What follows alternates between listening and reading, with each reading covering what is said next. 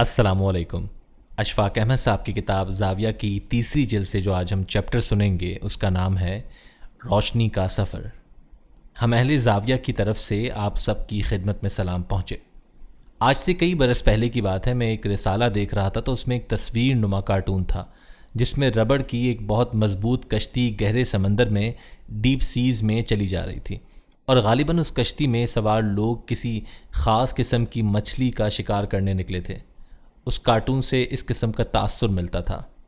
اس rubber کی مضبوط کشتی کے ایک طرف سوراخ ہو گیا اور سمندر کا پانی بڑے دباؤ کے ساتھ کشتی کے اندر داخل ہونے لگا۔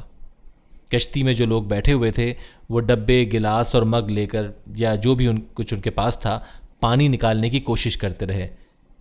اس کشتی کی دوسری سائڈ پر جس طرف سوراخ نہیں ہوا تھا جو لوگ بیٹھے ہوئے تھے وہ انتہائی پرسکون نظر آ رہے تھے، جس طرح ہم اس پروگرام میں بیٹھے نظر آ رہے ہیں۔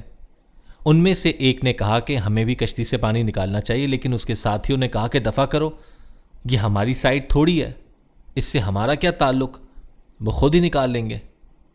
خواتین و حضرات، انسانی رویوں میں بڑی خرابی اس وقت پیدا ہوتی ہے جب آدمی یہ سمجھتا ہے کہ میرا اس سے کوئی تعلق نہیں، میں الگ تھلگ اپنی ایک نئی دنیا کا باسی ہوں، میرا اپنا ایک ماحول ہے اور میں باقی کی دنیا سے متعلق نہیں ہوں۔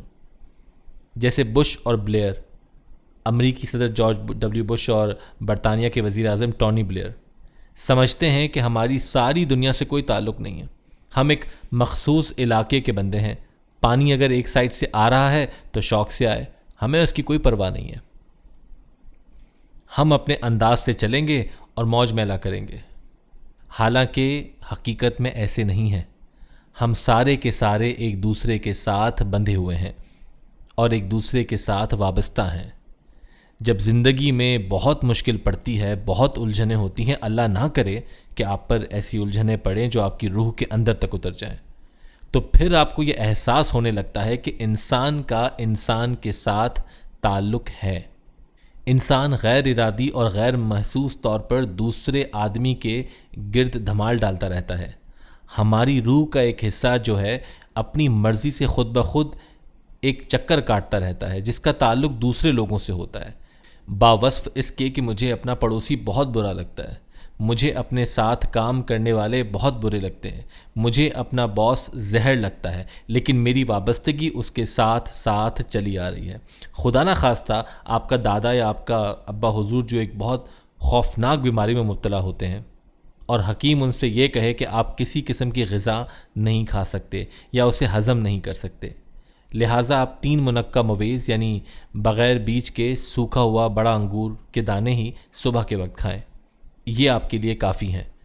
اور آپ جب اس منقے کو لینے کے لیے بازار جاتے ہیں اور آپ کے لیے یہ ایک نئی چیز ہے کیونکہ آپ نے اس کا نام سنا ہوتا ہے، اسے دیکھا نہیں ہوتا، تو آپ کے پہلو سے وہ بابا ضرور گزرتا ہے جو بلوچستان میں بڑا انگور بوتا ہے اور جہاں انگور اگائے جاتے ہیں ان کھیتوں کھلیانوں کی آبیاری بھی کرتا ہے، ان کا خیال بھی رکھتا ہے، اور آپ کے مریض ابا کے لیے، مریض دادا کے لیے انگور تیار کرتا رہا ہے۔ اس کو آپ کے ابا یا دادا کا نہیں پتہ اور انہیں اس بابا کا نہیں پتہ، لیکن انسان بھی ایک عجیب رشتے میں بندھا ہوا ہے۔ انسان زمین، سورج، چاند، ستارے یہ آپس میں بندھ کے چلتے ہیں، ایک دوسرے کے ساتھ وابستہ ہیں، اور یہ سلسلہ ہمارے ارد گرد رواں دواں رہتا ہے، اور یہی خیال بندے کو روشنی عطا کرتا ہے۔ بڑی دیر کی بات ہے، میں اس وقت تقریباً جوان ہی تھا۔ میں نے اپنی بیوی کے ساتھ پروگرام بنایا کہ اس سال جب نیا سال طلوع ہوگا تو ہم وہ سال کسی کھلی جگہ یا کھلے علاقے میں منائیں گے، اسی شہر میں نہیں، پرانے لوگوں کے ساتھ اس بار نہیں منائیں گے، کہیں اور چلیں گے۔ ہم نے رینالہ خرد کا انتخاب کیا۔ یہ پتوکی کے قریب ایک قصبہ ہے اور لاہور سے ساہیوال کے راستے میں آتا ہے۔ رینالہ میں میرے بھائی کا ایک مرغی خانہ تھا، وہ ویرانے میں تھا، ساتھ نہر تھی۔ ہم 31 دسمبر کی صبح وہاں پہنچے اور ہمیں بتا دیا گیا کہ یہ کچا کوٹھا آپ کا ہے اور آپ یہیں رہیں گے۔ وہاں مرغیوں کے رہنے کے لیے پکے کوٹھے تھے، جبکہ بندوں کے رہنے کے لیے نہایت واہیات قسم کے کچے کوٹھے تھے، لیکن اب ہم کیا کر سکتے تھے؟ مجبوری تھی کہ نئے سال کی شروعات گھر سے باہر اور کھلے مقام پر کرنی تھی، یہ عزم جو کر رکھا تھا۔ ہم نے وہاں اپنا اڈا جما لیا، تو میں نے اپنی بیوی سے کہا کہ بانو دیکھو، یہاں سردی بہت ہوتی ہے، بانو کہنے لگی کہ کچی دیواروں سے سردی اور گرمی نہیں آتی۔ میں نے کہا کہ سائنٹیفکلی تو ٹھیک ہے، لیکن سائنس سے ماورا ایک جسم بھی ہوتا ہے جو گرمی اور سردی کو ایک اور طرح سے محسوس کرتا ہے۔ آپ نے کئی بار دیکھا ہوگا کہ آپ دن بھر کام کرتے رہے ہیں اور ایک نارمل سا دن گزارتے ہیں، اگلے دن اخبار میں پڑھتے ہیں کہ کل 117 ڈگری فارنہائٹ درجہ حرارت تھا۔ آپ کہتے ہیں کہ توبہ توبہ، کل اس قدر گرمی پڑی ہے، لیکن آپ کو پتہ نہیں چلتا ہے۔ میں نے بانو سے کہا کہ سائنس اور تھرمامیٹر والی گرمی یا سردی اور ہے، بدن اور روح کی گرمی اور ہے۔ میں نے اپنی بیوی سے کہا کہ میں تمہیں وارن کرتا ہوں کہ سردی سے بچنے کا خصوصی تجربہ ہونا چاہیے۔ مجھے علم ہے کیونکہ میں ایک پینڈو آدمی ہوں، میں نے دیہاتوں میں سردیاں گزاری ہیں۔ اس نے کہا کہ ہم پھر کیا کریں گے؟ میں نے کہا کہ ہم دن بھر لکڑیاں یا ایندھن اکٹھا کریں گے اور شام کو اپنے کمرے میں ایک چھوٹا سا الاؤ جلائیں گے، اس طرح کمرہ گرم رہے گا تو آسانی رہے گی۔ میری بیوی بھی کہنے لگی کہ ٹھیک ہے۔ ہم دن بھر نہر کی پٹری کے کنارے ایندھن اکٹھا کرتے رہے۔ ہم نے کیکر کے درختوں کی چھال اور سوکھی ہوئی ٹہنیاں اکٹھی کی اور سارا دن اس دوران بیا کے گھونسلے کو دیکھتے رہے۔ آپ کو معلوم ہوگا کہ بیا پرندہ بڑا خوبصورت گھونسلہ ڈالتا ہے۔ وہ بغیر آرکیٹیکٹ کی مدد کے اپنا گھر بڑا خوبصورت بناتا ہے۔ اس کے گھونسلے کے کئی حصے ہوتے ہیں، کئی پورشن بناتا ہے۔ اس کی بیوی اور بچوں کے رہنے کا کمرہ الگ ہوتا ہے، اس کا اپنا کمرہ الگ ہوتا ہے، اس نے دانے الگ سے اسٹور کیے ہوتے ہیں۔ ہم زمین پر گرا بالن اکٹھا کر کے اپنی کچی کوٹری میں رکھتے ہیں۔ جب شام ہوئی تو ہم نے باہر سے ہی اینٹیں لا کر 1 گز لمبا اور 1 گز چوڑا چوبچا سا بنا لیا تھا تاکہ اس میں لکڑیاں رکھ کر آگ لگا سکیں۔ مجھے خوشی کی گھڑیوں والا وہ دن اب شدت سے یاد آ رہا تھا۔ اس دن ہم نے عجیب سی ایک خوشی محسوس کی تھی۔ جب سردی اتری تو ہم نے وہاں آگ جلائی اور دروازہ بند کر لیا۔ ہم دونوں میاں بیوی وہاں بیٹھے باتیں کرتے رہے اور سردی دروازے کے چھیدوں سے اندر آنے کی کوشش کرتی رہی۔ ہم ہر طرح کی بات اور ہر طرح کے فلسفے پر محو گفتگو رہے اور آگ جلتی رہی۔ آدھی رات کے وقت وہ آگ بجھنے لگی اور تہنشین ہوتی گئی اور کمرے میں تاریکی ہو گئی، اور جو آگ کی روشنی کے سائے کمرے کی دیواروں پر پڑ رہے تھے وہ بھی ختم ہو گئے۔ اس اندھیرے سے گھبرا کر بانو قدسیہ نے کہا کہ کیا اب اندھیرا ہی رہے گا؟ میں نے کہا کہ ہاں، مجبوری ہے، تاریکی میں بھی کچھ وقت گزارنا چاہیے۔ وہاں ایک اینگل آئرن کا چھوٹا سا ٹکڑا پڑا تھا۔ میں نے اسے لے کر وہ بجھتی ہوئی آگ کریدنی شروع کر دی اور میں اسے پھرولنے لگا۔ میں نے محسوس کیا کہ جوں جوں لکڑی کا کوئی ٹکڑا جو نیم جلا تھا وہ جب دوسرے کے ساتھ جڑتا تو وہ دہک سے روشن ہو جاتا، جوں جوں وہ ایک دوسرے سے الگ ہوتے تو وہ بجھ جاتے اور تاریکی بڑھ جاتی۔ چنانچہ میں نے ایک خاص وضع کے ساتھ ان کو اکٹھا کرنا شروع کیا، اور جب میں نے انہیں بجھتے شعلوں کے ساتھ رکھا تو پھر سے کمرہ روشن ہو گیا، اور کمبل میں لپٹی میری بیوی کا سایہ اتنا بڑا ہو گیا جتنا پہلے نہیں تھا۔ میں نے بانو سے کہا کہ دیکھو، روشنی کا کھیل بھی عجیب ہے۔ جب سورج غروب ہونے لگتا ہے تو چھوٹے آدمیوں کے سائے بھی بڑے بڑے ہو جاتے ہیں، اور اللہ بھی یہ بار بار کہتا ہے کہ ہم تم کو ظلمات اور اندھیرے سے روشنی کی طرف لائے ہیں۔ روشنی اللہ کا ایک بہت بڑا پیام ہے۔ اللہ خود ہی اپنے حوالے سے بتاتا ہے کہ ترجمہ ہے، اللہ آسمانوں اور زمینوں کا ایک نور ہے، وہ شمع دان کے اندر جلتی ہوئی ایک بتی ہے جو ایک ایسے تیل سے روشن ہے جو نہ مشرق کا ہے نہ مغرب کا ہے، اور نہ ہی وہ تیل ہے۔ خواتین و حضرات، اللہ تعالیٰ روشنی کی بڑی تعریف کرتے ہیں۔ جو بڑا آرٹسٹ ہوتا ہے جب وہ اپنی پینٹنگز بناتا ہے تو سفید رنگ استعمال نہیں کرتا، وہ سفید رنگ والی جگہ چھوڑتا جاتا ہے۔ میں اٹلی میں رہا ہوں اور میں نے وہاں آرٹسٹوں کو کام کرتے بہت دیکھا ہے۔ وہ دوسرے رنگ بکھیرتے جاتے ہیں اور سفید جگہ کو ضرورت کے مطابق چھوڑتے جاتے ہیں۔ اس سے ظلمات ایک طرف ہوتا جاتا ہے اور نور ایک طرف رہتا ہے، اور تصویر کی پوری ماڈلنگ ہو جاتی ہے۔ خیر، ہم اس کچے کمرے میں جلتے الاؤ میں اپنے سایوں کو دیکھتے رہے اور خوش ہوتے رہے، اور روشنی کی خوبصورت نعمت کو محسوس کرتے رہے۔ ہم نے اندازہ کیا کہ روشنی تب آتی ہے جب دو چیزیں ایک دوسرے کے ساتھ مل کر بیٹھیں۔ جب الگ الگ ہو جائیں گی پھر روشنی نہیں ہوگی، پھر ظلمات ہوگا۔ وابستگی بہت ضروری ہے۔ بندے کا بندے سے تعلق ضروری ہے، چاہے اسے پتہ ہو چاہے نہ پتہ ہو۔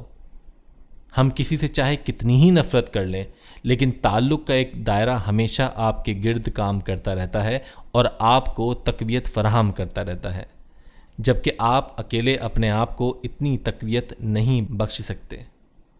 کبھی بھی آپ اپنے بوٹ کے تسمے خود کھینچ کر اپنے آپ کو ہوا میں نہیں اٹھا سکتے۔ کوئی بندہ آپ کو جھپی ڈال کے اونچا اٹھا سکتا ہے۔ مجھے روشنی سے ایک بات یاد آ گئی، بڑی توجہ طلب اور لطیف بات ہے۔ ایک زمانے میں بہاولپور کے گنے کے کھیت میں گنے کے ٹانڈے پر سورج کی چمکدار سنہری روشنی پڑتی ہے اور وہ صبح سویرے پڑ رہی ہوتی ہے اور زمین روٹیٹ کرتی ہے۔ 7 منٹ کے بعد وہ گنے کا ٹانڈا اس روشنی سے نکل جاتا ہے۔ 7 منٹ تک وہ ٹانڈا روشنی کو ایبزارو کرتا ہے، پھر وہ روشنی دوسرے ٹانڈوں پر یا کھیت پر پڑتی جائے گی۔ جب اس ٹانڈے پر وہ روشنی پڑ چکی تو وہ ٹانڈا کٹا اور کٹ کے شوگر فیکٹری میں گیا۔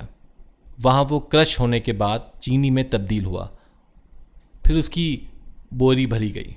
اب وہ بوری کسی طرح سے سفر کرتی ہوئی ہمارے ہاں لاہور پہنچی۔ پھر دکاندار سے ہمارے ریستوران یا ٹی ہاؤس کے بندے نے 1-2 کلو چینی خریدی۔ ادیب آرٹسٹ لوگ وہاں بیٹھے تھے۔ میں نے وہاں سراج سے کہا، جو ٹی ہاؤس میں بڑا ہی پیارا ویٹر تھا، کہ چائے کی ایک اسٹرانگ سی پیالی لاؤ۔ اب اس نے 1 کی بجائے 2 بلکہ 2.25 چینی کے چمچ اس چائے میں ڈالے اور وہ چائے مجھے دی۔ میں وہ چائے پی کر وہاں سے باہر نکلا اور اپنی سائیکل اٹھائی۔ یہ میں اپنے کالج کے زمانے کی بات کر رہا ہوں، میری وہ اسپورٹس سائیکل تھی۔ تو چلنے سے پہلے میں نے اس کی ڈائنامو کو اس کے ٹائر کے ساتھ لگایا۔ میں نے اس چینی سے اپنے اندر پیڈل پاور پیدا کی اور پیڈل چلانا شروع کیا۔ پھر میری سائیکل کے ٹائر سے لگی ڈائنامو سے بجلی پیدا ہو کر میرے سائیکل کی بتی میں آئی تو ساری سڑک میرے سامنے روشن ہو گئی۔ خواتین و حضرات، یہ وہی روشنی تھی جو سورج نے گنے کو عطا کی تھی۔ یہ رشتے میں بندھی ہوئی کس طرح سے میرے پاس آئی اور اب میں اس روشنی کو پہچانتا تھا اور میں چلا جا رہا تھا۔ ہم رشتوں میں بندھے ہوئے ہیں اور انہیں توڑنے کی کوشش میں لگے رہتے ہیں، ایک دوسرے پر حملے کرتے ہیں، 52B طیارے بھیج کر ان کو مارتے ہیں، جو ہمارے وجود کی روشنی ہے، جو ہماری روح کا ایک حصہ ہے۔ اس حوالے سے بندوں کو دانش اور عقل کب آئے گی؟ اس بارے میں ہم یقین سے کچھ نہیں کہہ سکتے۔ ہم کتنے ہی محبت کے گیت گا لیں، کتنے ہی ہاتھوں کے ہار یا زنجیریں بنا لیں، ہم سے یہ نہیں ہو سکے گا جس کی ہماری روح کو آرزو ہے۔ ہمارا نفس تو چاہے گا کہ میرے سوا اور کوئی نہ ہو اور میرے ہی گن گائے جائیں، لیکن یہ بات یاد رکھیں کہ آپ کی پروڈکشن کی، آپ کی گائیکی کی، آپ کے فن کی اور شاعری کی جب بھی تعریف ہوگی، کوئی بندہ ہی کرے گا۔ اگر آپ بندوں کو مار دیں گے تو پھر کوئی تعریف بھی نہیں کرے گا۔ جس طرح لوہے کے تکونی ٹکڑے سے بجھتی ہوئی چپروں کو ایک دوسرے کے قریب کرنے سے روشنی پھوٹی تھی اور یہ سایہ بڑا ہوا تھا، اسی کی ضرورت ہے۔ قد بڑا کرنے کے لیے یکجا ہونے کی ضرورت ہے۔ خواتین و حضرات، کسی نہ کسی طرح سے، کسی نہ کسی روپ میں ہم کو باہم ہونا ہی پڑے گا۔ ہم اپنے غرور اور تکبر کے سبب الگ ہو جاتے ہیں، لیکن حقیقت میں ایسا ممکن نہیں ہوتا۔ آپ کبھی اکیلے میں بیٹھ کر اس پر ضرور غور کیجیے گا اور لاشعور کی دنیا میں جا کر غور کیجیے گا تو یقیناً آپ کسی مثبت نتیجے پر پہنچ پائیں گے۔ حضور صلی اللہ علیہ وآلہ وسلم کا فرمان ہے کہ کسی کو کچھ نہیں دے سکتے تو ایک مسکراہٹ ہی دے دو۔ یہ بھی ایک صدقہ جاریہ ہے۔ آدمی اگر مسکراہٹیں ہی لوگوں کو عطا کرتا رہے تو روشنی میں بڑا اضافہ ممکن ہے، اور ہم جیسے بہت ہی کوتاہ قد آدمی اور نمانے بندے ان لوگوں کو بڑی شکست دے سکتے ہیں جو دنیا میں تاریکی پھیلا رہے ہیں، جنہوں نے دنیا کو ظلمات کے اندھیروں میں لپیٹ رکھا ہے۔ اللہ آپ کو آسانیاں عطا فرمائے اور آسانیاں تقسیم کرنے کا شرف عطا فرمائے۔